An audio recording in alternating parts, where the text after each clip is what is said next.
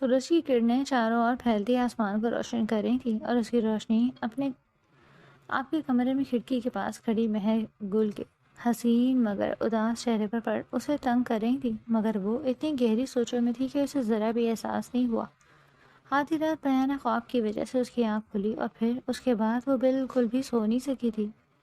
کل رات گھر واپس آنے تک وہ خود کو بہت بہادر سمجھ رہی تھی، جیسے یہ سب کچھ کوئی بہت معمولی بات ہو، مگر اب جیسے جیسے وقت گزرتا جا رہا تھا اسے احساس ہو رہا تھا کہ اس کے ساتھ کیا ہو چکا، اور اب اس کے ساتھ آگے کیا کچھ ہو چکا۔ خوف سے وہ ٹھیک سے سو نہیں سکی، آنکھیں رونے کی وجہ سے سرخ ہو رہی تھی اور اب بھی وہ اپنی بے بسی پر سوگ بنا رہی تھی، مگر دروازہ نوک ہوا جس نے اسے سوچوں کے گرداب سے کھینچ کر حقیقت کی دنیا میں لا پٹکا۔ مہر نوک گھماتے زمرد بیگم کمرے میں داخل ہوئی اور اسے جاگتے پا کر انہیں حیرت ہوئی، ورنہ سب سے زیادہ اٹھنے میں وہی انہیں تنگ کرتی تھی۔ اپنی ماں کو دیکھتے اس کے چہرے پر خوف ابھرا۔ حساب کتاب کا وقت قریب آ گیا تھا، مگر ان کے اتنے نرم انداز پر اسے جھٹکا لگا۔ طبیعت ٹھیک ہے بیٹا؟ رات میں پریشانی ہو گئی تھی، مگر پھر نیلی نے بتایا کہ تمہاری طبیعت ٹھیک نہیں تھی، تم میڈیسن لے کر سو گئی تھی، تو میں بہت پریشان ہو گئی تھی، میں آئی تو تم نے دروازہ ہی اندر سے بند کیا تھا۔ اس کے چہرے پر ہاتھ پھیر کر وہ اس کے لیے فکر مند تھی۔ بچے، آئندہ ایسا کچھ ہو تو بھلے لاک لگا لینا، مگر کنڈی مت لگانا آئندہ۔ سوری، اتنا کہتے وہ ان سے لپٹ گئی، آنکھوں سے آنسو بہہ کر اس کے گال پہ پھسلتے جا رہے تھے۔ مہر بیٹا، کیا ہوا ہے؟ ایسے کیوں رو رہی ہو؟ اسے یوں بچوں کی طرح روتے دیکھ کر ان کے دل کو کچھ ہوا۔ امی وہ انہیں سب بتا دینا چاہتی تھی، مگر التمش کی دھمکی یاد آنے پر سب لب سختی سے بھینچتے وہ خود کو کچھ بھی کہنے سے روک گئی۔ طبیعت زیادہ خراب ہے تو ڈاکٹر کے پاس چلیں؟ نہیں، میں اب ٹھیک ہوں، بس ویسے ہی رونا آ گیا تھا۔ ان سے دور ہوتے وہ خفت سے کہتی اپنا چہرہ صاف کرنے لگی۔ اچھا فریش ہو جاؤ، پھر نیچے آ جانا۔ ہورے رسم کے مطابق ملنے آئے گی شام میں، تو شام کی تیاری بھی کرنی ہے۔ جی امی، انہیں جواب دے کر وہ اپنے کپڑے لیے واش روم میں آ گئی، مگر دل تھا کہ بھر بھر آ رہا تھا۔ دروازے سے ٹیک لگائے وہ خود روتی چلی گئی۔ زمرد بیگم کا رویہ اپنے ساتھ محسوس کر اس کا دل پورا ہوتا۔ کیوں؟ وہ اسے ویسے پیار نہیں کرتی تھی جیسے کائنات اور زوہا سے کرتی تھی۔ وہ اور ہورے اکثر سمرا اور ان کی زیادتی کو نشانہ بنتے تھے اور انہیں چھوٹا کہہ کر چپ کروا دیا جاتا۔ آج اس کا دل کیا اس کی ماں اسے بات کرے، پوچھے، مگر وہی ہوا جو ہمیشہ سے ہوتا آیا تھا۔ کھڑے کھڑے اس کی ٹانگیں شل ہو رہی تھی، مگر ساری باتیں یاد کر کے وہ نئے سرے سے تکلیف میں مبتلا ہوتی، پھوٹ پھوٹ کر روتی۔ سب مہمانوں میں گری وہ صبح سے نیچے ہی موجود تھی۔ صبح کے بعد اس کا سالک حیدر سے سامنا نہیں ہوا تھا۔ لڑکیوں، بس بھی کرو، ہورے کو سانس لینے دو۔ عائشہ، جاؤ بیٹا، ہورے کو تیار کرو، اسے اپنے گھر بھی جانا ہے رسم کے لیے۔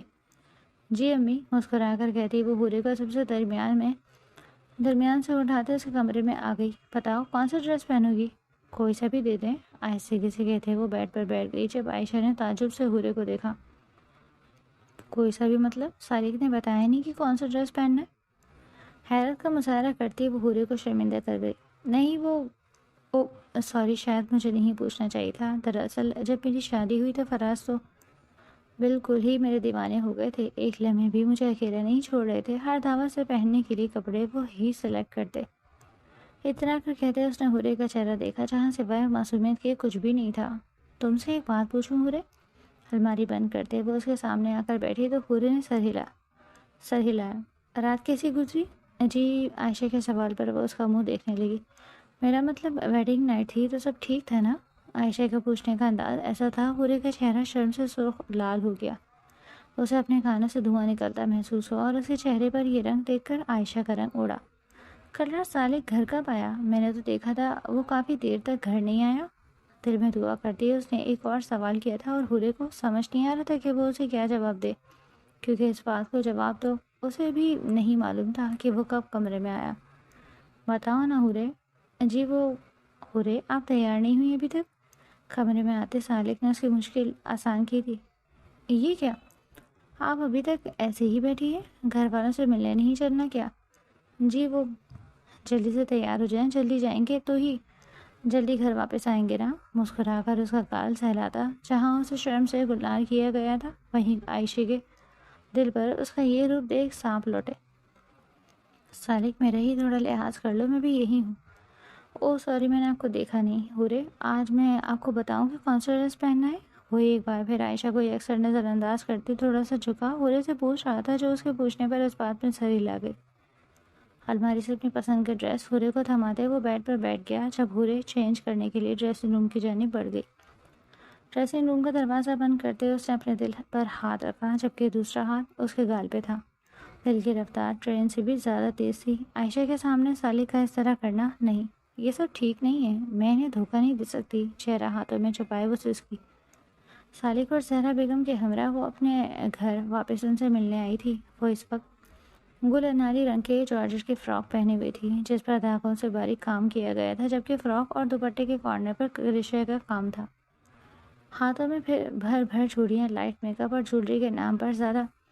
زہرا بیگم کی جانب سے دیا چین لاکٹ اور جھمکے پہنے وہ نظر لگ جانے کی حد تک حسین لگ رہی تھی۔ اسے دیکھ زہرا بیگم نے جلدی سے آگے بڑھ کر اس کی نظر اتاری، اور اس معصوم سے مبہوت سا سالک حیدر بھی ہوا ہوا تھا۔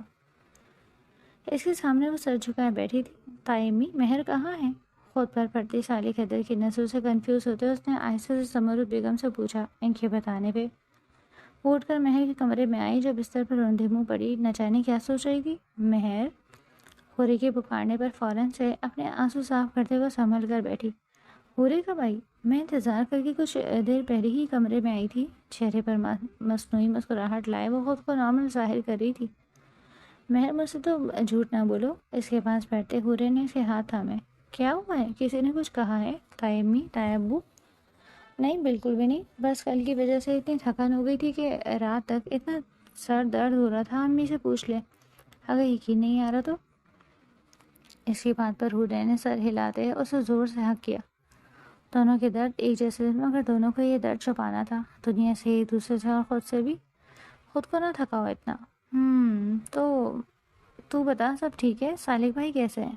وہ کیا ہوا حورے، کچھ ہوا ہے کیا؟ نہیں ایسا کچھ، بس ابھی میں اتنا کہاں جانتی ہوں، ایک ہی دن تو ہوا۔ ہاں ایک ہی دن تو ہوا ہے، لیکن مجھے یقین ہے وہ بہت اچھے ہوں گے۔ تم ایک دن خود کو دنیا کی خوش قسمت ترین لڑکی سمجھو گی۔ مہر کے یقین پر مسکراتے اس نے سر ہلایا۔ فریش ہو کر نیچے چلو، گل ساتھ بیٹھ کر کھانا کھائیں گے۔ اتنے دن ہو گئے؟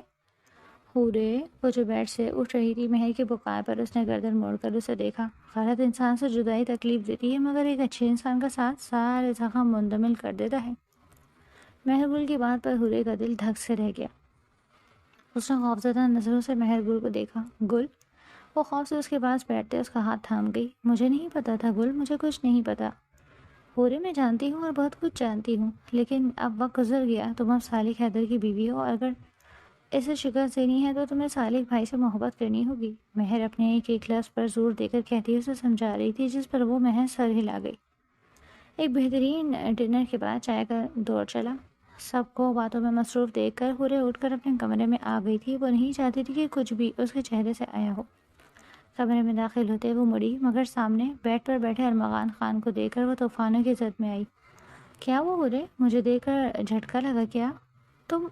خوف سے اس کے چہرے کا رنگ اڑا اور اس کی اڑی رنگت دیکھ ارمغان کے چہرے پر مسکراہٹ آ گئی۔ مجھے بے وفائی کرتے وقت تمہیں ڈر نہیں لگا تھا حورے، جو اب مجھے اپنے سامنے دیکھ لگ رہا ہے؟ وہ صاف اس کا مذاق اڑا رہا تھا۔ حورے نے نفرت سے اسے دیکھا۔ بے وفائی؟ کون سی بے وفائی کی بات کر رہے ہیں آپ ارمغان خان؟ میں نے بے وفائی کی جس سے تم سے، میں کیوں تم سے بے وفائی کرنے لگی؟ نرو جرات بھرا انداز۔ ارمغان نے پہلی بار اس کا یہ روپ دیکھا تھا۔ وہ تو ڈری سہمی حورے کو جانتا تھا، وہ کیسے ایک دن میں اتنا بدل گئی؟ حورے خبردار اپنی گندی زبان سے میرا نام بھی لیا تو۔ اس کی آنکھوں میں اپنے لیے نفرت دیکھ ارمغان خان کو بہت کچھ غلط ہونے کا احساس شدت سے ہوا۔ حورے کیا ہو گیا؟ یہ کس انداز سے بات کر رہی ہو؟ نکل جائے یہاں سے ارمغان خان، اس سے پہلے میں شور کر کے سب کو اکٹھا کر دوں۔ نہ جانے اس میں اتنی ہمت کہاں سے آ گئی تھی؟ واہ حورے بی بی واہ، شادی کرتے ہی بدل گئی، ویسے تو بڑی معصوم بنتی تھی اور نکلی پوری کی پوری۔ اس سے پہلے ارمغان اپنی بات مکمل کرتا حورے کا ہاتھ اٹھا اور ارمغان خان کا گال لال کر گیا۔ تم جیسے دھوکے باز سے محبت تو دور کرنا، نفرت دور کرنا بھی ضروری نہیں سمجھتی میں، دفع ہو جائے یہاں سے۔ اس کے سینے پہ ہاتھ مارتے وہ دبا دبا چلائی۔ کیوں ڈر لگ رہا ہے؟ کہیں تمہارا شوہر نہ آ جائے؟ اس بیچارے کو تو کچھ بھی پتہ نہیں ہوگا نا کہ اس کی بیوی شادی سے پہلے میرے ساتھ حورے؟ باہر سے آتی حورے کے نام کی پکار ارمغان نے جان کر اپنا جملہ ادھورا چھوڑا۔ خوف زدہ ہونے کے باوجود حورے مضبوط بنی اس کے سامنے کھڑی تھی۔ ارمغان کو آج وہ ہر لمحہ حیران کر رہی تھی، جس ڈرپوک حورے کو اس نے پھنسایا تھا یہ وہ حورے نہیں تھی۔ تمہیں مجھ سے بے وفائی بہت مہنگی پڑے گی حورے، اور تمہارے شوہر کو میں چھوڑوں گا نہیں۔ اسے دھمکاتے وہ پیچھے قدم لیتا بالکنی کے رستے سے وہاں سے نکلتا چلا گیا، اور اس کے جاتے ہی وہ بیڈ پر گرنے کے انداز میں بیٹھتی پھوٹ پھوٹ کر رو دی۔ ان 2 دنوں میں اس کی زندگی کیا سے کیا ہو گئی تھی۔ حورے کمرے میں آتی مہر اسے روتے دیکھ بھاگ کر اس کے پاس آئی۔ وہ آیا تھا یہاں مہر، وہ کہتا ہے وہ ہچکیاں لیتے وہ بس روئی جا رہی تھی۔ مہر کے لیے اسے سنبھالنا مشکل ہو رہا تھا۔ حورے نیچے سب بلا رہے ہیں، گھر جانے کا وقت ہو گیا ہے، ایسے کرو گے تو کیسے چلے گا؟ میں انہیں سب بتا دوں گی گل، وہ دھمکی دے کر گیا ہے کہ وہ انہیں بھی نقصان پہنچا سکتا ہے۔ میں ان سے کچھ نہیں چھپاؤں گی، اس کے بعد جو ان کا فیصلہ ہوگا مجھے منظور ہوگا۔ میں ایسے ڈر ڈر کر نہیں رہ سکتی۔ اچھا بس ٹھیک ہے، رونا تو بند کرو پلیز۔ مہر کے سمجھانے پر بے بسی سے اسے دیکھتی وہ سر ہلا گئی، مگر اس نے سالی کو سب بتانا تھا، یہ اس نے سوچ لیا تھا۔ اسے جاؤ مہمان کو کھانے کے لیے بلا کر لے کر آؤ بیٹا۔ صوبیہ بیگم کی آواز پر پشمینہ کے ساتھ بیٹھی اسے نے انہیں دیکھا۔ کیا ہوا، جاؤ نا بیٹا۔ لیکن اسے جاؤ بیٹا، میں ذرا یہ سب دیکھ لوں۔ ان کا انداز اٹل تھا، اسے کی جان اٹکی۔ شیر کی کچار میں بھیج رہی تھی وہ اسے، اور وہ اوف بھی نہیں کر سکی۔ خاموشی سے اٹھ کر دھیمے قدموں سے اوپر آ کر مہمان کے کمرے کے باہر آ کر رکی، گہرا سانس رضا کے سپرد کر اس نے دروازہ نوک کیا اور کمرے میں داخل ہو گئی۔ خالی کمرہ دیکھ اس کا دل دھڑکا۔ کیا ہوا، سب خیریت؟ وہ جو پورے کمرے میں نظریں دوڑا رہی تھی، مہمان کی آواز پر اس کا دل اچھل کر حلق میں آیا۔ وہ کھانا کھانے؟ ہاں ٹھیک ہے، آ رہا ہوں۔ اس کی بات سنتے وہ جلدی سے کمرے سے نکل رہی تھی کہ مہمان کی آواز نے اس کے قدم روکے۔ کھانے کے بعد اپنی پیکنگ کر لیں، آپ میرے ساتھ شہر آ رہی ہیں۔ دھڑ دھڑ ساتواں سامان اس کے سر پہ گرے تھے۔ جھٹکے سے مڑتے اس نے مہمان کو دیکھا جو سنجیدگی سے اسے دیکھ رہا تھا۔ کیا ہوا؟ مجھے کیا، اب یہ اختیار بھی نہیں، حالانکہ میں تو شوہر ہوں۔ پلیز مہمان، ہو گئی تھی غلطی، بس کریں پلیز، بس کریں۔ اس کے آگے ہاتھ جوڑتے وہ غصے سے کمرے سے نکلتے چلی گئی، اور مہمان خانزادہ سختی سے لب بھینچے اسے جاتے دیکھتا رہا۔ دھیان کے سارے دھاگے گزرے وقت میں الجھے۔ وہ کالج سے نکلتے اپنی گاڑی کی جانب بڑھی تھی، مگر کسی کی نظروں کی تپش خود پر محسوس کر اس کے قدم ٹھٹکے۔ گردن ترچھی کر اس نے دیکھا تو نگاہوں کے تصادم پر اسے کا دل بری طرح سے دھڑکا۔ مہمان خانزادہ پچھلے کئی دنوں سے اسے یوں ہی نظر آتا تھا، کبھی دکان پر کھڑا چائے پیتے، کبھی اپنی گاڑی سے ٹیک لگائے۔ وہ اسے کچھ بھی نہیں کہتا تھا، مگر نہ کہہ کر بھی وہ بہت کچھ کہہ گیا، اور اسے اچک زئی کے دل کی دنیا تہ و بالا کر گیا۔ اپنے دل کی بدلتی کیفیت سے وہ انجان تھی۔ وہ مہمان خانزادہ کو اپنے دل کے مسن کے اونچے درجے پر بٹھا چکی تھی، مگر اس کا خاندان سے تعلق اسے خوف میں مبتلا کرتا تھا۔ وہ اس سے محبت کرنے لگی تھی اور اسے اچھا لگتا تھا، مگر شاید قسمت کو کچھ اور ہی منظور تھا۔ وہ مہمان خانزادہ کی محبت سے خائف تب تڑپی جب اس کے رشتے کی باتیں ہونے لگی۔ عمر گھر بھی سہیل سے شادی نہیں کرنا چاہتی تھی۔ وہ اسے کبھی اچھا نہیں لگا تھا، لیکن کہنے کی ہمت کہاں سے لاتی۔ اسے میں بات کروں گا آپ کے بابا سے، میں آپ کو اپنی عزت بنانا چاہتا ہوں۔ اس دن وہ اس کے سامنے آ گیا تھا، شاید اس کے رشتے کی خبر مہمان تک پہنچ چکی تھی۔ یہ ناممکن ہے مہمان، ہم آپ سے شادی نہیں کر سکتے۔ وہ شخص کہیں سے بھی آپ کے قابل نہیں ہے، آپ ایک غلط فیصلہ کر رہی ہیں۔ آپ ہوتے کون ہیں یہ بات کہنے والے کہ ہم غلط فیصلہ کریں؟ وہ اسے کوئی امید نہیں دے سکی، کیونکہ اچھے سے جانتی تھی کہ محمد کو امید دینا مطلب سالوں پہلے بجھی آگ کو دوبارہ بھڑکانا ہے۔ کیا آپ دل میں میرے لیے کوئی جگہ نہیں کی؟ کیا آپ کو مجھ سے ذرا انسیت نہیں؟ وہ تڑپا تھا اس کے لفظوں سے۔ اسے نے ایک نظر اسے دیکھا، اسے یوں ٹوٹا دیکھنا یہ تو اس نے کبھی نہیں سوچا تھا، کبھی نہیں چاہا تھا۔ ایک انکہی محبت کی داستان کیا ختم ہونے والی تھی؟ اس کا دل خون کے آنسو رو رہا تھا۔ نہیں ہے آپ سے کوئی محبت۔ سر جھکائے وہ آنسو پینے کی کوشش میں ہلکان تھی۔ مہمان کے چہرے پر زہر خند مسکراہٹ آئی۔ میری آنکھوں میں آنکھیں ڈال کر کہیں اسے کہ آپ کو مجھ سے محبت نہیں ہے۔ آج اس کا امتحان لینے کے در پہ تھا۔ مٹھیاں بھیجے اس نے آنسوؤں کو پیچھے دھکیلا اور سر اٹھا کر مہمان کی آنکھوں میں دیکھا۔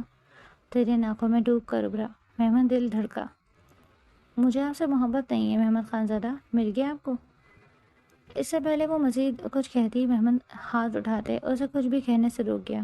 اگر آپ کو مجھ سے محبت نہیں تو مہمان خانزادہ زبردستی کا قائل نہیں۔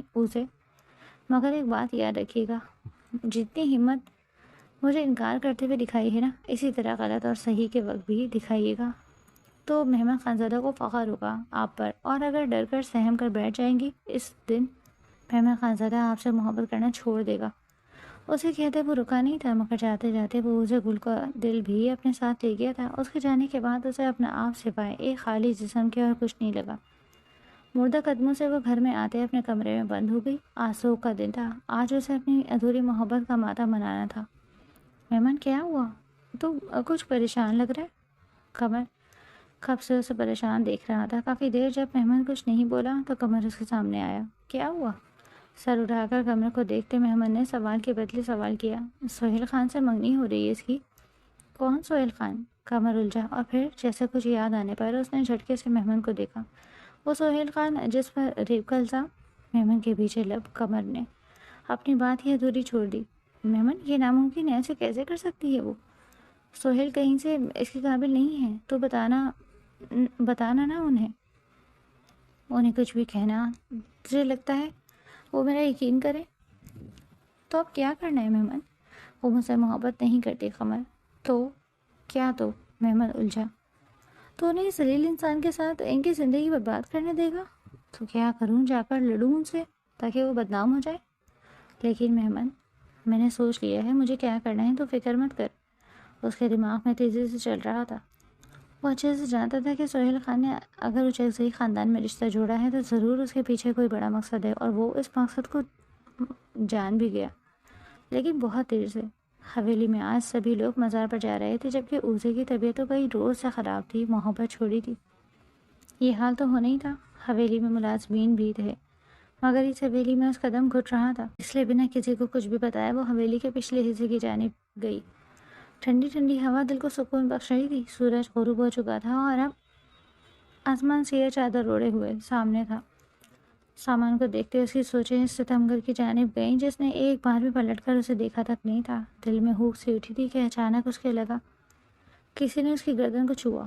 گردن پر ہاتھ مارتے وہ بولی، مگر سامنے کھڑے سہیل خان کو دیکھ اس کی آنکھیں پھیلی۔ آپ؟ جی میری جان، آپ کا سہیل؟ خباثت چہرے پر سجائے وہ غلیظ نظروں سے اوزے کو دیکھے اس کے قریب ہوا۔ آپ یہاں کیا کر رہے؟ قدم پیچھے لیتے وہ خوف سے ترس پڑی تھی، کیونکہ سہیل کی نظریں اسے اپنے جسم میں کھوپتی محسوس ہوئی۔ تم سے ملنے آیا تھا، منگنی کے بعد سے تو موقع ہی نہیں ملا۔ میں اکیلے میں تم سے ملنا چاہتا تھا، تمہیں محسوس کرنا چاہتا تھا۔ اس کی جانب ہاتھ بڑھاتے وہ اپنے دل کا حال اس کے سامنے کھول رہا تھا۔ پلیز آپ جائیں یہاں سے، یہ سب غلط ہے۔ اسے سمجھ نہیں آیا تھا کہ وہ کیسے اسے یہاں سے واپس بھیجے۔ کیا ہوا؟ اتنا کیوں گھبرا رہی ہو میری جان؟ کیا آپ کس طرح سے مجھ سے بات کر رہے ہیں؟ پلیز۔ اس سے پہلے کہ وہ کچھ کہتی سہیل نے آگے بڑھ کر اس کا ہاتھ تھاما اور اس کی ٹوٹی دیوار سے لگایا۔ ارے کیسے بات کروں اور میری جان؟ وہ اس پر جھکتا مسلسل اس کی مزاحمت کو روکتے اس پر جھکنے کی کوشش کر رہا تھا، جبکہ خود کو بچاتی اسے روئی جا رہی تھی۔ اس شخص کا مقابلہ کرنا اس کے بس کی بات نہیں تھی۔ اسے لگنے لگا تھا جیسے آج سب ختم۔ اس سے پہلے سہیل اپنی حدیں بھلانگتا، پیچھے سے کسی نے اس کے چہرے پر کپڑا ڈال کر اس کی گردن میں ہاتھ ڈالا، پیچھے گھسیٹ کر زمین پر پھینکتے اس پر لاتوں کی برسات کر دی۔ اسے نے گھبرا کر اس شخص کو دیکھا جو آج سہیل کی جان لینے کے در پہ تھا۔ آنسو اس کے گال پہ برستے جا رہے تھے اور وہ سسکیوں کا گلا گھونٹے منہ پر ہاتھ رکھ زمین پر بیٹھتی چلی گئی۔ اس میں اتنی سخت نہیں تھی کہ وہ آگے بڑھ کر مہمان کو روکتی، اسے منع کرتی۔ سہیل کمار اس کی جانب مڑا، سرخ آنکھوں میں وحشت نے ڈیرے جمائے تھے۔ اوزے کو اپنا دل بند ہوتا محسوس ہوا۔ مضبوط قدموں سے اس کی جانب آتے وہ گھٹنوں کے بل اس کے سامنے بیٹھا۔ اب صحیح غلط کا فیصلہ آپ کے ہاتھ میں اوزے گل۔ میں بھی دیکھنا چاہتا ہوں کہ آپ کی ہمت میرا کہاں، یاد ہے نا؟ اوزے بس پھٹی نگاہوں سے اسے دیکھ رہی تھی۔ جب اسے اندر جانے کا بول رہا تھا، اسے کہتے وہ تیر کی تیزی سے اس کے پہلو سے نکل کر بھاگ گئی۔ دھڑکتے دل کے ساتھ دروازہ لاک کر وہ زمین پر بیٹھتی چلی گئی۔ مہمان نہ آتا تو؟ اس سوچ کے آگے ہی اس کے رونگٹے کھڑے ہو گئے۔ اپنے گرد بازو باندھ وہ خوف زدہ سی ایک کمرے میں بیٹھی۔ رات ڈھل چکی تھی، نیچے سب کے آنے کا شور تھا اور وہ بے حسی حرکت بیٹھی تھی۔ جب اس کا بلاوا آیا مگر وہ طبیعت خرابی کا بہانہ بنا گئی۔ اس میں اتنی ہمت نہیں تھی کہ وہ سہیل سے حقیقت کسی کے سامنے لا سکتی۔ اپنے ہاتھ میں موجود سہیل کے نام کی انگوٹھی دیکھ اس کا دل دھاڑے مار مار کر رونے کا کیا۔ مہمان ایک لفظ کانوں میں گونج رہے تھے، ایک بات یاد رکھیے گا، جتنی ہمت مجھے انکار کرتے ہوئے دکھائی ہے نا، اسی طرح غلط اور صحیح کے وقت بھی دکھائیے گا تو محمد خانزادہ کو فخر ہوگا آپ پر، اور اگر ڈر کر سہم کر بیٹھ جائیں گی تو اس دن محمد خانزادہ آپ سے محبت کرنا چھوڑ دے گا، وہ اسے محبت کرنا چھوڑ دے گا، وہ اسے نفرت کرنے لگے گا۔ وہ بے بسی کی آخری حد پر تھی، ہمت کر وہ اس کے پاس گئی کہ سہیل کا سچ بتا سکے، مگر وہاں اس کی شادی کی باتیں، سہیل کی تعریفیں، اس کی طبیعت خرابی کی جھوٹی خبر، وہ بن باپ کی بچی اتنی ہمت ہی نہ کر سکی کہ انکار کر دیتی۔ ہاں، اس نے محمد خانزادہ کی محبت کو اپنے ہاتھوں سے گوایا تھا، اس کی پرخلوص محبت چھوڑ ایک روندے کو چنا تھا۔ پورے گاؤں میں اس کی بات پکی کی مٹھائیاں تقسیم ہو رہی تھیں، اور دوسری طرف محمد خانزادہ انگاروں پر لوٹ رہا تھا۔ راتوں کی راہیں جدا ہونے کو تھیں، لیکن قسمت کو شاید کچھ اور ہی منظور تھا۔ کمال سے محمد پہ ماموں بری طرح زخمی ہوئے تھے، ڈاکٹر نے انہیں جواب دے دیا تھا، مگر اللہ کا انہیں زندگی دینی تھی، وہ بچ گئے۔ مگر یہ بات سب سے چھپائی گئی، اور انہوں نے اسے ایک راستہ دکھایا تھا اوزے کو سہیل سے بچانے کا، اور پھر وہ دن بھی آیا جب اس نے سب کے سامنے اوزے گل کو اپنا خون بہا میں مانگا۔ جہاں سے شروع ہوئی تھی ان کی کہانی، گھٹنوں کے گرد باندھے وہ خاموشی سے بیٹھی تھی، یاد ماضی عذاب تھا، اس نے اپنے ہاتھوں سے اپنی محبت گوائی تھی۔ بھابھی، آپ نے پیکنگ کر لی؟ لالا انتظار کر رہے ہیں۔ پشمینے کی بات پر اس کے چہرے پر ہوائیاں اڑی، اس شخص کی ناراضگی اور پھر اس کی منمانیاں۔ بھابھی جلدی سے آ جائیں، اس سے پہلے کہ لالا خود آ جائے۔ پشمینا کے کہتے ہی وہ تیزی سے اٹھتی جلدی اپنے پیکنگ کرنے لگی۔ محمد کا سچ میں کوئی بھروسہ نہیں تھا کہ وہ واقعی آ جاتا، اور اس کے آنے کے بعد جو ہوتا وہ برداشت کرنا فی الحال اسے کے بس کی بات نہیں تھی۔ ساری پیکنگ جلدی کرتے اس نے سیاہ شال اپنے ارد گرد اوڑی۔ اس سے پہلے وہ باہر جاتی ہی محمد کمرے میں داخل ہوا۔ وہ جو اسے دیکھنے آیا تھا، اسے دیکھ ماتھے پر بل پڑے، قدرے کم تھے۔ خاموشی سے اس کا بیگ اٹھائے وہ کمرے سے نکلا تو اسے نے اس کے پیچھے اپنے قدم بڑھائے۔ سبھی گھر والوں سے ملتے وہ خاموشی سے باہر آئی۔ اس کے باہر آتے ہی محمد ڈرائنگ سیٹ پر بیٹھا، اس کے اس طرح سرد رویے پر اسے کا دل دکھا۔ آنکھوں میں آنسو لیے وہ خاموشی سے فرنٹ سیٹ پر اس کے برابر بیٹھی۔ اس کے بیٹھتے ہی محمد نے گاڑی سٹارٹ کی تھی جس کا رخ شہر کی جانب تھا۔ مہر بمشکل اسے سمجھا رہی تھی جب دروازہ نوک ہونے پر وہ دونوں چونکی۔ خورے نے فوراً اسے اپنے آنسو صاف کیے، خود کو کمپوز کیا، تبھی صالح حیدر نے کمرے میں قدم رکھا، جسے دیکھ وہ دونوں چونکی تھی، جبکہ چونکا تو وہ بھی خورے کا سرخ چہرہ دیکھتے۔ I'm sorry میں اٹس اوکے صالح بھائی، آپ جائیں، مسکرا کر کہتی مہر نے حورے کو ہاتھ تھاما۔ دراصل میں کال کرنے آیا تو آنٹی نے کہا کہ حورے کا روم یہاں ہے، اپنی بیوی سے ملنے کے لیے آپ کو صفائیاں دینے کی ضرورت نہیں ہے، آپ کی ہی ہے، لے جائیں۔ ماحول کا بوجھل بند کم کرنے کے لیے مہر ہلکے پھلکے انداز میں کہتی صالح حیدر کو مسکرانے پر مجبور کر گئی۔ حورے چلیں؟ گردن موڑ اس نے بیڈ پر بیٹھی حورے کو دیکھا جو سر جھکائے اپنی انگلیاں مروڑنے میں مصروف تھی۔ صالح کے پوچھنے پر سر ہلاتی اپنی جگہ سے اٹھی تو وہ تینوں ہی آگے پیچھے کمرے سے نکلے۔ تھوڑی دیر بعد سب سے ملتے وہ لوگ اپنے گھر کی جانب بڑھے تھے۔ گھر میں حسب توقع سبھی لاؤنج میں بیٹھے تھے۔ حورے آپ روم میں جائیں، میں آتا ہوں۔ حورے کو انکمفرٹیبل دیکھ اسے جانے کا کہتا وہ خود سب کے درمیان آ کر بیٹھا۔ یہ کیا بات ہوئی صالح بھائی، آپ نے بھابھی کو اوپر بھیج دیا اور بھی ہمارے ساتھ بیٹھتی تو مزہ آتا۔ بیٹا وہ ابھی تھوڑا اداس ہے، گھر والوں سے مل کر آئی ہے نا تو۔ صالح کی جگہ زہرا بیگم نے سب کو جواب دے دیا تھا، جبکہ عائشہ نے بغور ان دونوں کو دیکھا۔ صالح بیٹا تم یہاں کیا ان لوگوں کے پاس بیٹھے، جاؤ، دلہن اکیلی ہے، جاؤ تم۔ روبینہ بیگم نے اسے سب کے درمیان بیٹھتے دیکھا تو بولے بنا نہیں رہ سکی، جس پر وہ خاموشی سے سر ہلاتے اوپر اپنے کمرے کی جانب بڑھا۔ اسے اوپر جاتے دیکھ عائشہ کی نظروں نے دور تک اس کا پیچھا کیا۔ کمرے کا دروازہ بند کرتے وہ بنا چینج کیے ہی بستر پر گرتے ایک بار پھر رو دی۔ ایسا لگتا تھا کہ اس کی زندگی میں صرف رونا ہی رہ گیا۔ ارمغان کے لفظ بار بار اس کے ارد گرد گونج رہے تھے۔ اس شخص سے اسے کوئی بعید نہیں تھی۔ وہ رونے میں اتنا مصروف تھی کہ اسے بالکل بھی احساس نہیں ہوا کب صالح روم میں آیا۔ دروازہ لاک کر وہ خاموشی سے اس کے پاس آ کر کھڑا ہوا، جو گود میں رکھے تکیے میں چہرہ چھپانے میں رونے میں مصروف تھی۔ اسے یوں سسکتے دیکھ وہ خاموشی سے اس کے پاس بیڈ پر بیٹھا۔ اپنے پاس کسی کی موجودگی محسوس کر وہ لمحے کو رونا بھول کر ساکت ہوئی۔ گردن موڑ کر اس نے اپنے پاس بیٹھے صالح کو دیکھا تو آنکھیں ایک بار پھر نم ہوئیں۔ بنا کچھ بھی کہے اس نے سالک نے آگے بڑھ کر اسے اپنے ساتھ لگایا۔ اس کے اس عمل سے وہ ایک بار پھر ساکت ہوئی تھی۔ سالک نے آگے بڑھ کر بنا کچھ کہتے اسے اپنے سینے سے لگایا۔ اس کا سہارا ملتے ہی ضبط کا دامن اس کے ہاتھ سے چھوٹا۔ بنا کچھ کہے، بنا کچھ پوچھے وہ اسے اپنے ساتھ لگائے بس رونے دے رہا تھا تاکہ اس کے اندر کا غبار ختم ہو جائے۔ جب بہت دیر ہو گئی اور اس کا رونا بند نہیں ہوا، تب گہرا سانس بھرتے سالک نے اس کی کمر پر ہاتھ رکھے اسے پرسکون کرنے کے لیے اس کی کمر سہلائی۔ ہورے، وہ آپ کو مار دے گا اور آپ کو بھی نہیں چھوڑے گا، میں کیا کروں؟ ہچکیوں سے روتے وہ اپنے لفظوں سے سالک حیدر کا حیران کر گئی۔ کچھ تھا جو مسنگ تھا۔ اس کا چہرہ اپنے ہاتھوں کے پھیلے میں بھرے سالک نے اس کے آنسوؤں میں تر سرخ چہرے کو دیکھا۔ ہورے، وہ اچھا نہیں ہے، اس نے مجھے بدلے کے لیے ٹوٹ پھوٹ کر الفاظ ادا کرتے وہ سالک کو اچنبھے کا شکار کر گئی تھی۔ ہورے، کیا ہوا ہے؟ کسی نے آپ کو دھمکی دی ہے؟ مجھے بتائیں۔ سالک کا انداز اتنا سنجیدہ تھا کہ ہورے اس کا چہرہ دیکھنے لگی۔ ہورے، ٹرسٹ می، کوئی ہمیں کچھ نہیں کہے گا، ٹیل می واٹ ہیپنڈ۔ اس کے ہاتھوں کو اپنی مضبوط گرفت میں تھامتے وہ اسے یقین دلاتا تھا۔ اس نے لمحے کو سوچا اسے ایک سچ جو چھپانے کی خاطر وہ آگے 100 جھوٹ بول نہیں سکتی تھی، اس لیے بنا انجام کی پرواہ کیے وہ سالک کو سب کچھ بتاتی چلے گئی، آغاز سے اختتام تک۔ اور پھر وہ رات ان کے نکاح سے ایک دن پہلے وہ اپنے کمرے میں بیٹھی تھی جب فون کی آواز پر وہ اٹھ کر کمرے سے باہر آئی۔ سبھی لوگ گہری نیند میں تھے۔ اتنی رات میں کسی کا فون آنا برے خیالوں کو جھٹکتے وہ نیچے آئی اور فون اٹھایا تو دوسری طرف کوئی اجنبی تھا۔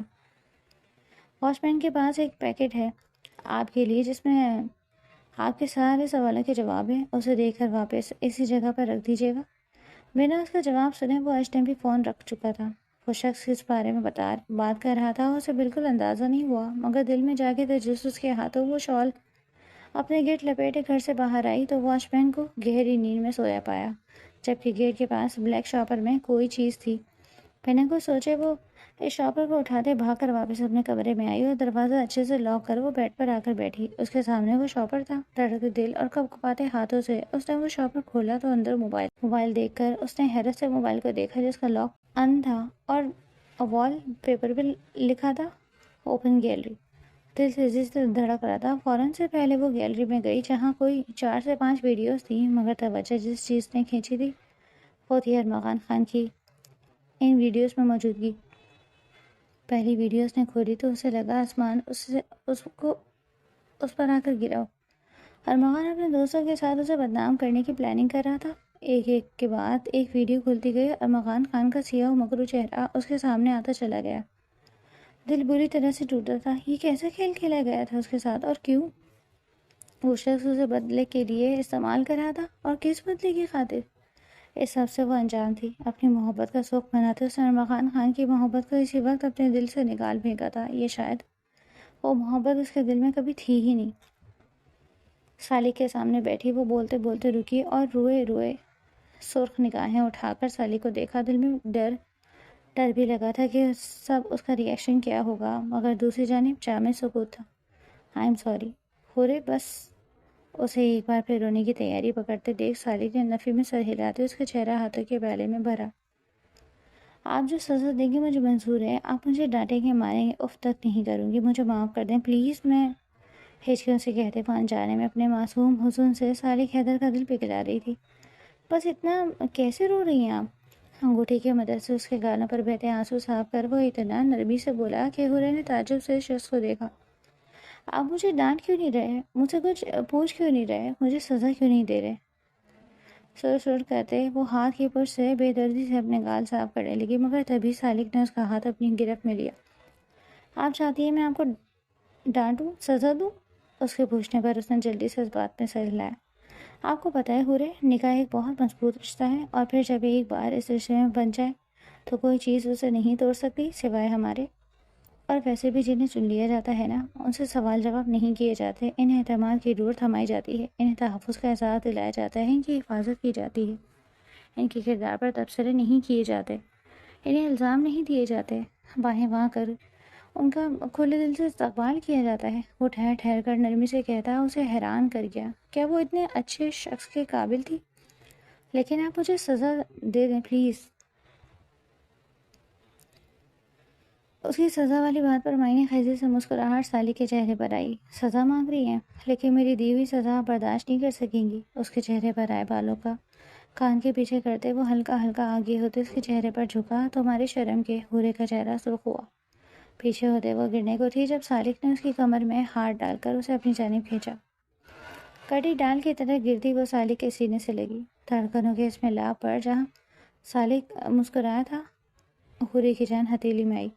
اس کی جانب جھکتے وہ اس کے کان کے قریب آیا تو حورے نے سختی سے آنکھیں میچی۔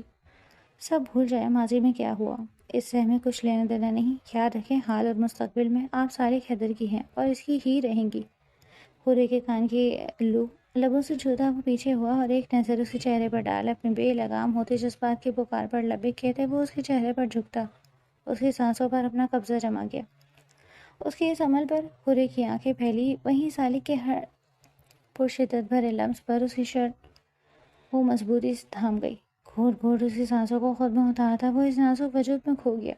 اس سے پہلے کہ وہ اسے مزید خود میں قید کرتا، بجتے موبائل نے ماحول میں چھپا فضول توڑا۔ گہرا سانس بھرتے اس نے موبائل دیکھا تو چہرے کے تاثرات یکلخت بدل گئے۔ چلیں اٹھیں، اب جا کر چینج کریں، مجھے ذرا کچھ کام ہے، میں جلدی آ جاؤں گا۔ اس کے گال سے ہلاتے وہ اپنی جگہ سے اٹھا اور اس کے پاس سے اٹھتے وہ جلدی سے اپنے کپڑے لیے واش روم میں بند ہوئی۔ حورے کے جانے کے بعد وہ سب سے طبیعت خرابی کا بہانہ کرتی اپنے پورشن میں آ گئی۔ سب لوگ دوسرے حصے میں تھے اور اس پورشن میں سناٹا چھایا ہوا تھا۔ دل و دماغ اپنی ہی الجھنوں میں سلجھے ہوئے تھے۔ وہ اپنے کمرے میں آئی اور دروازہ لاک کر بیڈ پر بیٹھ گئی۔ ان دونوں بہنوں کے ساتھ یہ کیسا کھیل قسمت نے کھیلا تھا؟ ساری سوچوں سے سر جھٹک وہ اپنے کمرے کے لیے واش روم میں بند ہوئی تھی۔ طبیعت کا بوجھ پر گرم پانی سے شاور لے کر کافی ہلکا ہوا۔ اپنے سالک بلیک نائٹ ڈریس زیب تن کیے وہ کھلے بالوں کو تولی سے خشک کرتے باہر آئی تو کھلی کھڑکی سے آتی ٹھنڈی ہوا نے اسے ٹھرا دیا۔ یہ کھڑکی کس نے کھول دی؟ آگے بڑھ کر کھڑکی لاک کرتے وہ لمحے کو ٹھہری۔ ریڑھ کی ہڈی میں سنسناہٹ سی ہوئی تھی۔ کھڑکی پر اس کی گرفت ہلکی ہوئی، اس کا ہاتھ اس کے پہلو میں گرا۔ دل کی دھڑکنوں کی اسپیڈ معمول سے تیز ہوئی تھی۔ گردن موڑ اس نے بیٹھ کی جانب دیکھا جہاں آرام سے لیٹے التمش کو دیکھ اسے سانسیں سینے میں اٹکی۔ تم یہاں کیوں آئے ہو؟ نکلو ابھی کے بھی۔ سارا ڈر بھولے وہ غصے سے کھولتے اس کے سر پہ کھڑی ہوئی تو التمش نے سرخ آنکھیں اٹھا کر اسے بھیگے سراپے کو نظر بھر کے دیکھا۔ اس کی ایکس رے کرتی نظروں سے اسے احساس ہوا وہ اس کے سامنے بنا دوپٹے کے ہے۔ بدحواسی میں اسے کچھ سمجھ نہیں آیا۔ اس نے اس لیے رخ موڑے وہ وارڈروب تک جانا چاہتی تھی مگر اس سے پہلے ہی اس کا کلائی مضبوطی سے تھامتے التمش نے اسے اپنی جانب کھینچا تو وہ سیدھا اس کے اوپر جا گری۔ میں نے جانے کو کہا تھا کیا؟ اس کے چہرے پر آئے بالوں کو پیچھے کرتے التمش نے اس کے چہرے پر پھونک ماری تو وہ غصے سے پھڑپڑائی۔ چھوڑو مجھے، کیا بدتمیزی ہے؟ تمہاری ہمت کیسے ہوئی میرے گھر میں آنے کی؟ چھوڑو مجھے۔ خود کو اس کی گرفت سے آزاد کرنے کی خاطر مزاحمت کرتی انجانے میں اس کے مزید قریب آ گئی۔ اپنی بیوی سے ملنے کے لیے آیا ہوں۔ بیوی کو کل سے خیال نہیں آیا تو سوچا میں ہی یاد کرا دوں۔ تم ایک نمبر کے جاہل انسان، چھوڑو مجھے، میں منہ توڑ دوں گی تمہارا۔ اس کے سینے پر ہاتھ مارے وہ غصے سے پاگل ہو رہی تھی۔ اس کے غصے سے گلابی پڑتے چہرے پر نظریں جمائے التمش نے بے اختیار کی کروٹ لی اور اب حال کچھ یوں تھا کہ وہ بیڈ پر التمش اس کے اوپر تھا۔ التمش کا اپنے اتنا قریب دیکھ مہر کی آنکھیں پھیلی، وہیں اس کے چہرے کے تاثرات دیکھ التمش نے اپنی مسکراہٹ دبائی۔ بدتمیز انسان، ہٹو میرے اوپر سے، کیا بدتمیزی ہے؟ بدتمیزی سے تو آپ کر رہی ہیں، آپ مجازِ خدا سے ایسے بات کرتے ہیں؟ اس کے بھیگے گالوں کو ہاتھ کی پر سے سلاتا وہ مہر کی جان نکال گیا تھا۔ اسے اب صحیح معنوں میں اسے خوف محسوس ہوا۔ دیکھو، دکھائیں، معنی خزی سے اسے کہتے وہ مہر کے مزید قریب ہوا۔ نگاہیں اس کے گلاب پنکھڑی جیسے ہونٹوں سے ٹکرائی تو دل بے ایمانی پر آمادہ ہوا۔ دل کی پکار پر لبے کہتے وہ جھکا اور مہر کے ہونٹوں کو نرمی سے اپنی گرفت میں لے لیا۔ اس کی اس بے پاک جسارت کو تڑپتے مہر بن پانی کی مچھلی کی طرح تڑپی مگر دوسری طرف اس کی نرم لمس پر مدہوش ہر چیز بھولے اس کے لبوں کا جام پی رہا تھا۔ مہر کی ساری مزاحمت بیکار گئی تھی۔ وہ مدہوش سا اس پر جھکا، اپنی منمانیوں پر اترا۔ اس کے سلگتے لمس پر مہر کی آنکھوں میں نمی اتر آئی، جیسے محسوس کر وہ اسے دور ہوتا اسے دیکھنے لگا جو گہرے سانس لیتی اپنی سانسیں بحال کرنے کی کوشش کر رہی تھی۔ اتنی نفرت ابھی نہیں ہے مہر گل التمش؟ اس کے گال پر اپنے بھیگے لب رکھتے التمش نے اس کے بالوں میں چہرہ چھپایا جبکہ آس کے اس کے لمس پر پگھلتی وہ پاگل ہوتے دل کی حالت پر خائف ہوئی۔ اسے تو وہ یہ بھی نہیں کہہ سکتی تھی کہ وہ جس نفرت کی وہ بات کر رہا تھا وہ تو سرے سے اس کے دل میں تھی ہی نہیں، کیونکہ اس نفرت پر بار بار محبت غالب آ رہی تھی، مگر وہ یہ کہہ نہ سکے، نہ اس کا ایسا کچھ کہنے کا ارادہ تھا۔ خفا خفا سے رخ موڑے وہ اس کا بھاری وجود خود پر برداشت کر رہی تھی۔ دیکھنے کا دل تھا اس لیے آ گیا، مگر اگلی بار جب آؤں گا تو آپ کو اپنے ساتھ لے کر جاؤں گا، اور وہ بھی سب کی نظروں کے سامنے سے۔ چاہتے چاہتے بھی اس پر دھماکہ کرنا نہیں بھولا تھا۔ اب وہ اسے کہتی جب واپس سے جھکتے، التمش نے اس کے لبوں کو ہولے سے چھوا۔ سو جائیں جانم، اس سے پہلے میں ہر حد پاد کرنے لگوں۔ اس کی آنکھوں کو اپنے لبوں سے سلگاتے وہ پیچھے ہوتا کھڑکی سے باہر نکل گیا۔ اس کے جاتے ہی وہ بھاگ کر کھڑکی تک آئی، مگر وہ کہیں نہیں تھا۔ اپنی سانسوں میں گھلی اس کی خوشبو محسوس کر وہ سر تپیر سرخ ہوتی بستر پر گرتی چہرہ تکیے میں چھپا گئی۔ آسمان پر سیاہ بادلوں کا راج تھا، بارش کے آثار دیکھ اس نے اسٹیئرنگ پر اپنی گرفت مضبوط کی، گردن گھما کر گہری نیند میں گم اوزے کو دیکھا جو سیٹ پر پاؤں رکھے خود کو شال میں چھپائے بے خبر سو رہی تھی۔ مہمان کو اس پر رشک آیا۔ وہ کافی دیر سے ڈرائیونگ کر رہا تھا۔ راستے میں ایک جگہ رک کر ان دونوں نے ڈنر کیا۔ اوزے نے چند زہر مارنے والے لیے تھے، وہ ہر چیز نوٹ کر رہا تھا، مگر کہا اس نے کچھ بھی نہیں تھا۔ اس کی بے اعتنائی پر کرتی وہ کب نیند کی وادی میں گم ہوئی اسے احساس تک نہیں ہوا۔ رات 11 کے قریب وہ اپنے اپارٹمنٹ پہنچا۔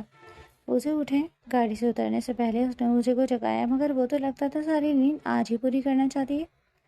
گاڑی سے سامان نکال واچ مین کے حوالے کرتے۔ وہ اوزے کی جانب آیا اور اسے اٹھانا چاہا، مگر وہ سن ہی نہیں رہی تھی۔ گہرا سانس بھر آگے بڑے مہمان نے اسے باہوں میں اٹھایا اور پیر سے دروازہ بند کرتے اندر کی جانب بڑھا۔ اس کا نرم وجود اپنی باہوں میں محسوس کر اس کا دل بغاوت پر آمادہ ہوا۔ جیسے جھاڑ پھیلاتے وہ اسے لیے سیدھے اپنے کمرے میں آیا اور اوزے کو بیڈ پر لٹاتے اس پر بلینکٹ ڈالتا اپنے کمرے کے واش روم میں بند ہوا۔ دروازہ بند ہونے کی آواز پر اوزے نے جھٹ سے آنکھیں کھولیں۔ شرارتی سی مسکراہٹ نے اس کے لبوں کا احاطہ کیا۔ میں بھی دیکھتی ہوں آپ کب تک مجھ سے ناراض رہتے۔ دانتوں تلے لب دباتے اس کا دماغ نئی کھچڑی پکا رہا تھا۔ شرارت سے مسکراتے وہ مہمان کے آنے سے پہلے ہی جلدی سے آنکھیں موند گئی۔ مہمان چینج کر کے واپس آیا تو وہ اب بھی گہری نیند میں تھی۔ فرق بس یہ تھا کہ اب اس کا بیڈ پر پورا قبضہ تھا۔ ایک گہری نظر اس پر ڈالتا وہ دروازہ لاک کر مڑا۔ وہ جو ذرا سی آنکھیں وا کر مہمان کو دیکھ رہی تھی، اس کے مڑنے پر جھٹ سے آنکھیں بند کر گئی۔ قدموں کی آواز بیڈ کے قریب آ کر رکی تو اوزے کا دل دھڑکا۔ وہ اب مہمان کے اگلے قدم کی منتظر تھی کہ کمرے میں اندھیرا چھا گیا۔ وہ لائٹس آف کر چکا تھا اور اوزے نے دل محسوس کر سونے کی کوشش کی جب اسے لگا کہ کوئی بیڈ پر اس کے پیروں کے پاس بیٹھا ہو۔ مہمان کے کلوں کی خوشبو اس کے نتنوں سے ٹکرائی تو اس کے حواس جھنجھلا اٹھے۔ وہ کیا کر رہا تھا؟ اس سے پہلے وہ کچھ سوچتی اپنے پیروں پر مہمان کے ہاتھوں کو لمس محسوس کر اس کی سانسیں سینے میں اٹکی۔ اچھا ہوا سو گئی اوزے، ورنہ میرے کام میں خلل ڈالتی، خود سے کہتے وہ اس کے قریب ہی جگہ بنا کر لیٹتے اسے اپنے حصار میں قید کر گیا۔ مجھے اس امید پر تھی کہ وہ آج صوفے پر سوئے گا۔ اس کے پاس لیٹتے دیکھ اوزے کے سارے ارمانوں پر پانی پھرا۔ اس کی بات پر اوزے کے کان کھڑے ہوئے۔ اس سے پہلے کہ وہ کچھ کرتی، مہمان نے اسے اپنی گرفت میں لیتے اس کا رخ اپنی جانب کرتے اسے پوری طرح اپنے گرفت میں لیتے اس کی گردن پر جھکا۔ اس کے سلگتے لبوں کا لمس اپنی گردن پر محسوس کرتے اوزے نے جھٹ سے آنکھیں کھول کر اسے دیکھا۔ اس کا کندھا تھاما، مگر بنا نوٹس کیے وہ اس کی گردن کو اپنے دہکتے لبوں سے سراب کرتا اس کی شرٹ کندھے سے سرگا گیا۔ اس کے عمل پر اوزے کی دھڑکنیں بے ترتیب ہوئیں۔ مہمان اس کی بڑھتی جسارتوں سے خائف وہ بے ترتیب ہوتی سانسوں کے ساتھ اسے پکار گئی۔ اس کی پکار پر مہمان نے مخمور نگاہیں اٹھا کر اس کے چہرے کو دیکھا جہاں اس کی قربت سے سرخیاں کھلی تھی۔ میرا قریب آنا برا لگتا ہے نا اوزے؟ ہوس لگتا ہے نا؟ اس کی ٹھوڑی پکڑے وہ اس کے روبرو آیا تو اس کے لفظوں پر وہ تڑپی اور نفی میں سر ہلایا۔ میں بیوقوف لگتا ہوں اوزے؟ مجھ سے احساس چھپانا آسان لگا تھا نا اوزے؟ وہ ایک ہی لفظ پر زور دے کر اوزے کو حواس پختہ کر رہا تھا۔ اس کے دماغ میں کیا چل رہا تھا اوزے کو ذرا بھی خبر نہیں تھی۔ مہمان کچھ نہ کہیں اوزے، کیونکہ آپ نے ہمارے درمیان کہنے سننے کو کچھ چھوڑا ہی نہیں۔ مہمان ایک بار سو جائیں۔ اپنی جگہ پر لیٹا وہ اوزے کو خود سے دور کر گیا۔ اس کے دور ہونے پر اوزے تڑپی۔ وہ یہ کیسے عجیب سی سزا دے رہا تھا، پاس آ کر یوں دور چلے جانا، اسے کروٹ بدلے لیٹے دیکھ اسے خود پر غصہ آیا۔ کاش وہ گھر والوں کو سہیل کی سچائی بتا دیتی، کاش وہ اس کی دھمکی پر مہمان کو سب نہ کہتی۔ اس کے پاس پچھتانے کے لیے سب کچھ تھا اور سنوارنے کے لیے کچھ بھی نہیں۔ آج اس کا ولیمہ تھا اور گھر میں چہل پہل مچی ہوئی تھی۔ سالک گھر واپس نہیں آیا تھا۔ کل وہ جو اس کے رویے سے تھوڑی مطمئن ہوئی تھی، پوری رات اس کا غائب ہو کر اس کے ننھے سے دل کو اندیشوں میں مبتلا کر دیا۔ وہ سو کر اٹھی تھی تو بے شکن بستر نے اس کا منہ چڑھایا۔ وہ نہیں جانتی تھی کہ اس نے ٹھیک کیا یا غلط، مگر سالک کو سب بتانے کے بعد اس کا دل بے حد سکون میں آ گیا۔ وہ اپنے رشتے کی شروعات جھوٹ پر ہرگز نہیں کر سکتی تھی۔ ہورے کیا ہوا؟ سالک نظر نہیں آ رہا۔ وہ اپنی سوچوں میں گم تھی۔ جب عائشہ کی آواز پر وہ سوچوں کے گرداب سے نکل کر اسے دیکھنے لگی، نہ جانے کیوں سے عائشہ کی آنکھوں میں عجیب سی تپش محسوس ہوتی۔ آج ولیمہ ہے اور دولہا ہی غائب؟ ویسے حیرت کی بات ہے، کون اپنی نئی نویلی دلہن کو ایسے اکیلے چھوڑ کر جاتا ہے؟ سالک کا رویہ تمہارے ساتھ ٹھیک تو ہے نا؟ چہرے پر فکر لائے وہ لہجے میں عہد فرجا چاشنی گھولے اس سے پوچھ رہی تھی۔ ہورے بیٹا، پارلر والی آ گئی ہیں، آپ یہاں کیوں بیٹھی ہیں؟ جائیں کمرے میں۔ وہ عائشہ کے سوالوں پر پریشان ہو رہی تھی۔ زہرا بیگم نے اس کی پریشانی دور کی اور فوراً سے وہ اٹھ کر اپنے کمرے کی جانب بڑھ گئی اور اس کے جاتے ہی زہرا بیگم صوفے پر بیٹھی عائشہ کے سامنے آ کر رکی۔ عائشہ، وقت بدل گیا ہے، رشتے بدل گئے ہیں، تم بھی بدل جاؤ۔ خدا کے لیے بہت مشکلوں سے میرے بیٹے کی زندگی میں خوشیاں آئی ہیں، انہیں مت خراب کرو، میں تمہارے آگے ہاتھ جوڑتی ہوں۔ زہرا بیگم کی بات اسے کسی تیر کی طرح لگی۔ ایک جھٹکے سے اٹھ اور وہ اس کے مقابل ہوئی۔ میں کیا کر رہی ہوں؟ یہ بات تمہیں بھی اچھے سے پتا ہے کہ تم کیا کر رہی ہو، لیکن ایک بار اچھے سے سمجھ لو عائشہ، سالک اور ہورے کے بیچ میں کسی کو نہیں آنے دوں گی۔ ان کی بات پر اس کا دلکش کہکا فضا میں گونجا۔ وہ ان پر ہنس رہی تھی، مذاق اڑا رہی تھی۔ مجھے جو چاہیے ہوتا ہے نا، وہ میں حاصل کر کے رہتی ہوں، چاہے سامنے والے کی مرضی ہو یا نہیں۔ یہ نہیں کہتی وہ ان کی سائڈ سے نکلتے چلی گئی، جبکہ اس کی باتوں سے زہرا بیگم کو ایک نئی ٹینشن نے آ گھیرا۔ ماشاء اللہ، بہت پیاری لگ رہی ہے۔ اس کی تیاری کو آج آخری ٹچ دیتے ہوئے بیوٹیشین نے اس کی تعریف کی تھی، کیونکہ وہ لگ ہی ایسی رہی تھی۔ واقعی بالکل اپنے نام کی طرح ہور لگ رہی ہیں آپ۔ ساتھ آئی اس کی ہیلپر کی تعریف پر وہ سر جھکا گئی۔ کیا فائدہ اسی تیاری کا؟ دل میں کہتے وہ اپنی کلائی میں موجود چوڑیوں کو دیکھنے لگی۔ ہاں، یہ سچ تھا، اسے ارمغان نے اپنی طرف راغب کیا، مگر یہ بھی سچ تھا وہ اسے پسند ضرور کرتی تھی، مگر محبت نہیں۔ اس کے ساتھ وہ عجیب سی الجھن محسوس کرتی تھی، جبکہ سالک کے ساتھ اسے ان 2 دنوں میں ایک تحفظ کا احساس ہوا تھا، ایک آرامش تھی اس کے ساتھ میں، اور کچھ نکاح کا بندھن ہی ایسا تھا۔ آپ کے شوہر تو آپ کو دیکھتے ہی رہ جائیں گے۔ ان کی بات پر وہ نہ چاہتے ہوئے بھی ہولے سے مسکرا دی۔ اس کا دوپٹہ سائڈ کر وہ دونوں کمروں میں سے اسے چھوڑ کر چلی گئی اور ان کے جاتے ہی کمرے کا دروازہ کھلا۔ عجلت میں اندر آتے سالک حیدر دروازہ بند کر جیسے ہی مڑا، سامنے شیشے کے سامنے کھڑی ہورے کو دیکھ کر اس کے قدم تھمے۔ رائل گولڈن کلر کی پیروں کو چھوتی میکسی پر پیسٹل گولڈ جیولری میں وہ مکمل میک اپ کے ساتھ 2 آتشہ بنی اس کے سامنے رکھی اسے اپنے معصوم حسن سے مبہوت کر گئی تھی۔ خود پر پڑتی نظروں کی تپش پر ہورے نے سر اٹھا کر دیکھا اور سامنے سالک حیدر کو کھڑے دیکھ وہ خفا سی رخ موڑ گئی، جس پر سالک کے چہرے پر دل فریب مسکراہٹ نے احاطہ کیا۔ مضبوط قدم اٹھاتا وہ اس کے روبرو آیا اور اس کا رخ اپنی جانب کیے اس کا جھکا سر دیکھنے لگا۔ ناراض ہے مجھ سے ہورے؟ ہورے اتنی ناراضگی کے جواب بھی نہیں دیں گی اب؟ اس کے تھوڑی کے نیچے انگلی رکھ کر اس کا چہرہ اوپر اٹھاتے اس نے ایک بار پھر اپنا سوال دہرایا۔ ہورے نے اپنی غلافی آنکھیں اٹھا کر سالک حیدر کو دیکھا، جو ان آنکھوں کو دیکھ کر ان آنکھوں میں ڈوب کر ابھرا۔ ان آنکھوں کے میں صدقے جانا، اس کی آنکھوں پہ جھک کر اپنے لب رکھتا وہ اسے تھر تھر آ گیا۔ آپ ابھی کچھ نہ بولے ورنہ ضبط کرنا مشکل ہو جائے گا خود پر۔ اس کے ہونٹوں پر انگلی رکھتا وہ اسے کچھ بھی بولنے سے روک گیا۔ اس کے لفظوں پر ہورے کے سارے جسم کا خون چہرے پر چھلکا۔ سمجھ نہیں آتا میں آپ سے بات کروں یا آپ کو دیکھتا رہوں؟ اس کے حسین چہرے پر نگاہیں جمائے وہ اس کی کمر میں ہاتھ ڈال اسے مزید اپنے قریب کر گیا۔ ایک سکون سے سالک حیدر کے رگوں پہ میں سرایت کر گیا۔ ہورے کے ماتھے سے ماتھا ٹکائے وہ آنکھیں بند کیے اسے محسوس کر رہا تھا۔ ہورے کے ہاتھ اس کے سینے پر رکھے تھے۔ ہورے تیار ہو گئی ہو تو؟ عائشہ جو اپنے تہار میں ہی ہورے کو بلانے آئی تھی، ان دونوں کو دیکھ اس کے قدم ساکت ہوئے۔ وہیں ہورے بوکھلا کر سالک کی طرف سے دور ہوئی تو سالک کے ماتھے پر بلوں کا جال بنا۔ سوری میں ہمارے غصے کے عائشہ کا چہرہ لال ہوا، جس پر قابو پاتے وہ مصنوعی شرمندگی سے آگے بڑھی۔ وینیو پر جانے کا ٹائم ہو گیا ہے، تم چلو ہم آتے ہیں، سنجیدگی سے کہتا ہے وہ بنا ہورے پر دوسری نظر ڈالے اپنے کپڑے لیے واش روم میں بند ہوا، جبکہ اس کے اس طرح کرنے پر ہورے کا دل بیٹھ گیا۔ وہ اسے ناراض کر گئی تھی۔ گاڑی وینیو پر آ کر رکی تو پیچھے بوجھے دل سے وہ سب کے ساتھ گاڑی سے اتری۔